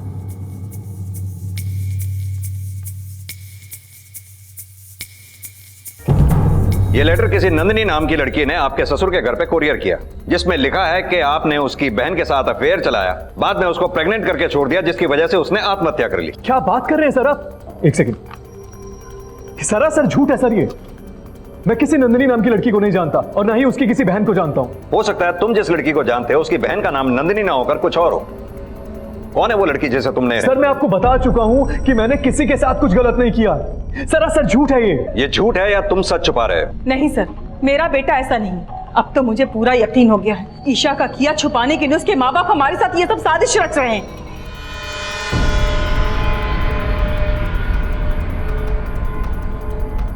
हाँ यादव। सर इस कुरियर के ऊपर जनकपुरी ई ब्लॉक का एड्रेस लिखा हुआ है, लेकिन जनकपुरी में तो ई ब्लॉक है ही नहीं। इसका मतलब है कि एड्रेस गलत था। तुम एक काम करो, उस कुरियर कंपनी में जाओ और वहां से ये पता करो कि वो कुरियर किसने भेजा था। Okay sir. आपको वो लेटर पुलिस में देने के बजाय पहले हमसे बात करनी चाहिए थी। अच्छा, आपका बेटा मेरी बेटी के ऊपर अनाप शनाप आरोप लगा रहा है, और अब जब सच्चाई सामने आ गई तो? सच्चाई तो आपकी बेटी की सामने आने वाली थी, तभी तो आप लोगों ने दांव खेला। दांव तो आपका बेटा खेल रहा है। तो आप अपनी बेटी को लेके यहाँ क्यों आए? अरे सबसे बड़ी गलती तो मैंने ये की कि आपके घर में अपने बेटी को ब्याहा। तो यहाँ खड़े खड़े मुंह क्या देख रहे हैं? अभी की अभी बेटी को लेके निकल जाइए। निकल जाएंगे, लेकिन आपका बेटा जाएगा जेल। ये तो वक्त बताएगा कि कौन जाएगा जेल, मेरा बेटा जाएगा कि आपकी बेटी जाएगी। सर, जिस कुरियर कंपनी से कुरियर आया था वहां में नंदिनी बिस्त के बारे में कोई इन्फॉर्मेशन नहीं मिली, लेकिन सर वहां पे एक सीसीटीवी कैमरा था। यादव ने वहां की फुटेज ले ली थी। सर वो कुरियर किसी लड़की ने भेजा था। शर्मा लड़की तो है, अब इसका नाम नंदिनी बिष्ट है ये जरूरी नहीं। जिस लड़की ने अपना पता गलत लिखवाया वो नाम क्यों से लिखवाएगी? जब वो आयुष को मारना चाहती हो अपनी पहचान क्यों बताएगी? Right sir. सर क्या लगता है आपको, ये उस लड़की की बहन हो सकती है जिसका आयुष के साथ अफेयर होगा? इसे नहीं जानते, लेकिन इसकी बहन को तो जानते होगे ना। कि मेरा विश्वास कीजिए, मैं कितनी बार बता चुका हूं आपको, मेरा किसी लड़की के साथ कोई अफेयर नहीं था। मुझसे क्या पूछ रहे हैं? उस आयुष से पूछिए जो ये सब कर रहा है। कहीं ऐसा तो नहीं आप इसे जानती हैं? नहीं सर, मैं ऐसे नहीं जानती। कुरियर भेजने वाली इस लड़की का नाम और पता गलत था, पर क्या उस लेटर पर लिखी गई बातों में कोई सच्चाई थी?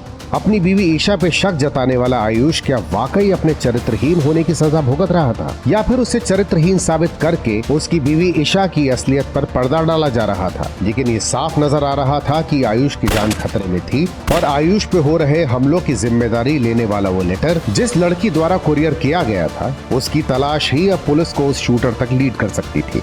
लेकिन उसकी तलाश से पहले इस केस में एक ऐसा ट्विस्ट आया जो पुलिस की कल्पना से भी परे था। सर, आयुष पे हुए हमले के 4 दिन बाद राजौरी गार्डन में शीना अग्रवाल नाम की औरत का मर्डर हुआ था। सर, इस केस की इन्वेस्टिगेशन कर रही पुलिस ने बताया कि जिसने शीना के ऊपर फायर किया उसने हेलमेट पहन रखा था, और सर फायर .4 बोर के देसी कट्टे से किया गया। और सर जो गोली आयुष के ऊपर चलाई गई थी उसकी बैलिस्टिक रिपोर्ट के हिसाब से इसके ऊपर भी .4 बोर के देसी कट्टे से फायर हुआ। शर्मा, हो सकता है शीना का मर्डर करने वाला भी वही है जिसने आयुष को जान से मारने की कोशिश की थी। सर मैं कह रहा हूं मेरा किसी लड़की के साथ कोई अफेयर नहीं था, लेकिन आप लोग रोज नई लड़की की फोटो दिखाए जा रहे हैं। लेकिन आप किसी को पहचान भी तो नहीं रहे। जब मैं जानता ही नहीं हूं तो पहचानूंगा कैसे? साहब आयुष या ईशा से इसका कोई कनेक्शन नहीं मिला। ठीक है, अब जिस कनेक्शन के बारे में पता करने के लिए कह रहा हूँ वो कनेक्शन पता कर। ये उदय है और उसकी बीवी शीना, पता कर कि इन दोनों का इससे क्या कनेक्शन है। पुलिस ईशा पे भी शक कर रही थी, और उन्हें यह भी लग रहा था कि शीना को मारने वाला शायद आयुष पे नहीं ईशा पे गोली चलाने वाला था। पुलिस का अंदाजा सही था या नहीं, ये अब भी उस लड़की की पहचान पर ही टिका हुआ था। हाँ बोल। जिस लड़की ने कुरियर भेजा था वो नंदिनी नहीं, पूजा गर्ग है। पर्पल स्टोन कंपनी में रिसेप्शनिस्ट का काम करती। ठीक है।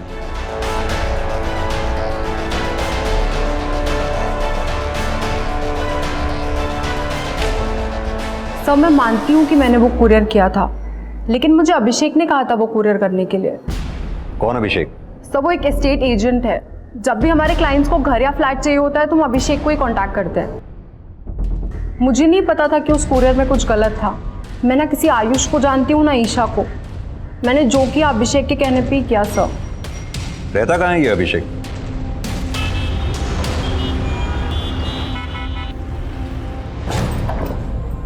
वर्मा, ताला तोड़ो। सर।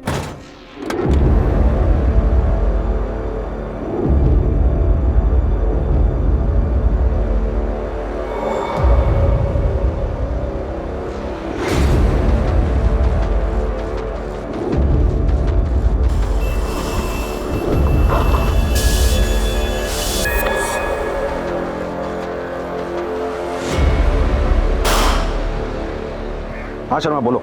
सर ये अभिषेक हरियाणा के रेवाड़ी का रहने वाला है। सर मैंने रेवाड़ी पुलिस को उसके नेटिव एड्रेस पे भेज दिया। लगता नहीं वो रेवाड़ी में मिलेगा। इस अभिषेक की सारी कुंडली निकालो। नहीं मैं नहीं जानता इसको। सच बोल रहे हो?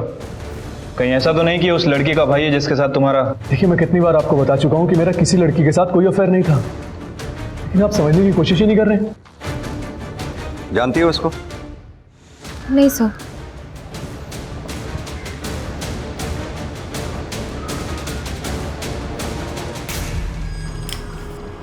पुलिस जिसे एक नौसिखिया शूटर समझ रही थी, उसी अभिषेक ने शीना को परफेक्ट एम करके खत्म कर दिया था।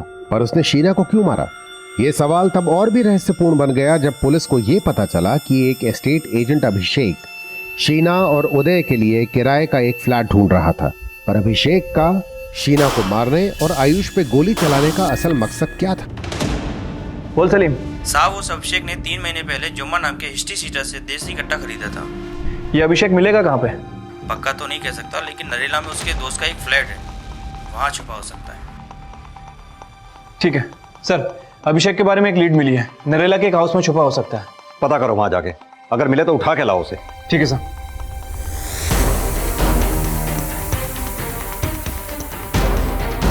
सब अलर्ट रहना वहाँ पे।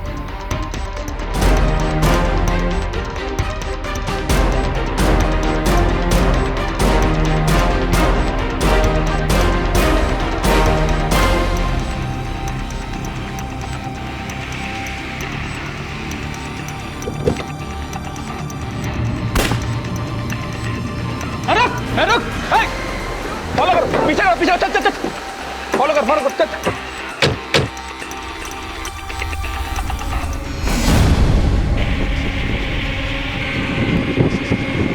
Fast fast fast fast. Yes sir. वो मिंटो रोड से आगे निकल रहा है, हम उसे फॉलो कर रहे हैं, तुम आगे से ब्लॉक करो उसे। Okay sir.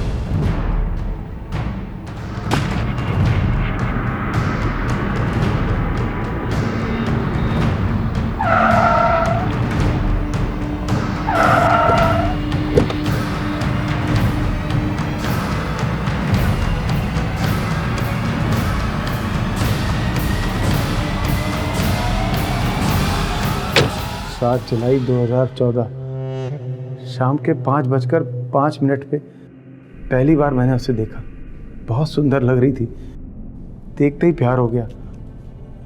Love at first sight. Isha के लिए बावला हो गया था मैं, अंदर ही अंदर उसे बहुत प्यार करने लगा था मैं। पर ये सारा प्यार अंदर ही रहा, कभी हिम्मत ही नहीं पड़ पाई कि मैं उसे बता पाऊँ कि मैं उसे कितना प्यार करता हूँ।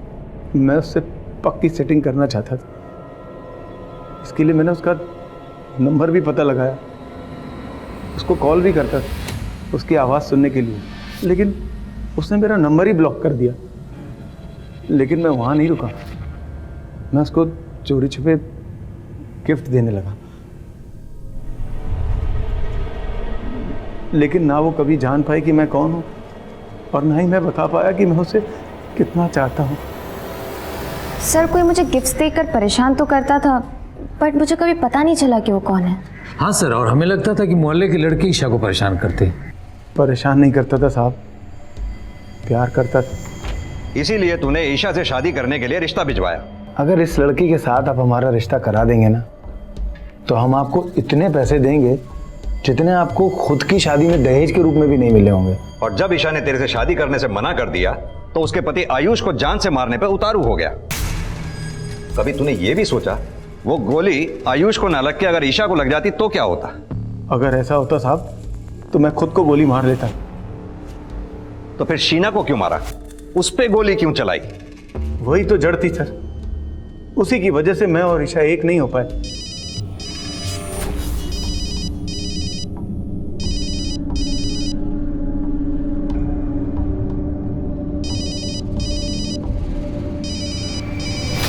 सुन, ये वही है ना जो तुझे बार बार फोन करके परेशान करता है? हाँ यार।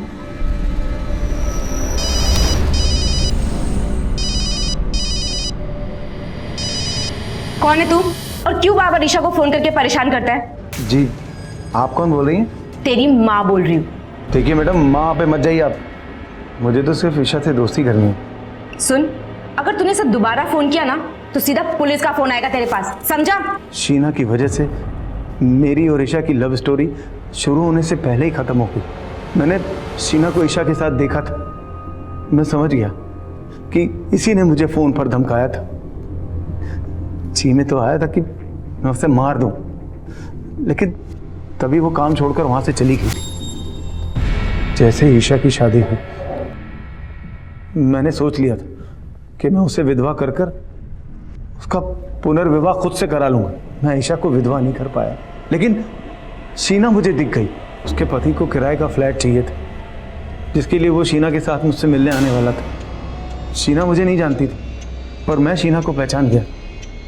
और जब आयुष को गोली मारने के बाद भी नहीं मार सका तो मेरा माथा घूम गया, और उसी फ्रस्ट्रेशन में मैंने शीना को गोली मार दी।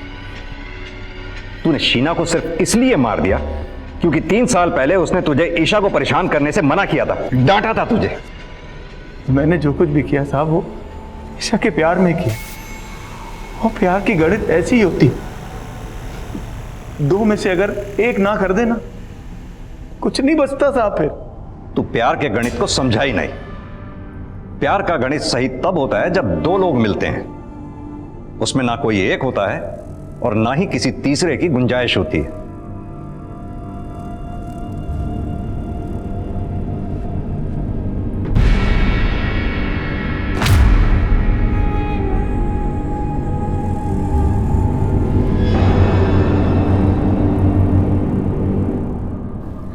I'm sorry ईशा, प्लीज माफ कर दो ना, प्लीज। शादी जिंदगी का वो अध्याय है जो वचनों पे लिखा जाता है, वादों पे कायम रहता है और भरोसे पे निभाया जाता है। रिश्ते में प्यार और तकरार उन 2 पटरियों की तरह होती है जिसपे 2 हमसफर एक ऐसे सफर पे होते हैं जहां हर पड़ाव पे एक नया इम्तिहान होता है। कभी साथ चलते रहने का इम्तिहान, तो कभी वो इम्तिहान जो हमारे बीच पैदा हुई दरार में अपराध की वो खाई भी खोद सकती है जो हमें ना चाहते हुए भी एक दूसरे से अलग कर सकती है।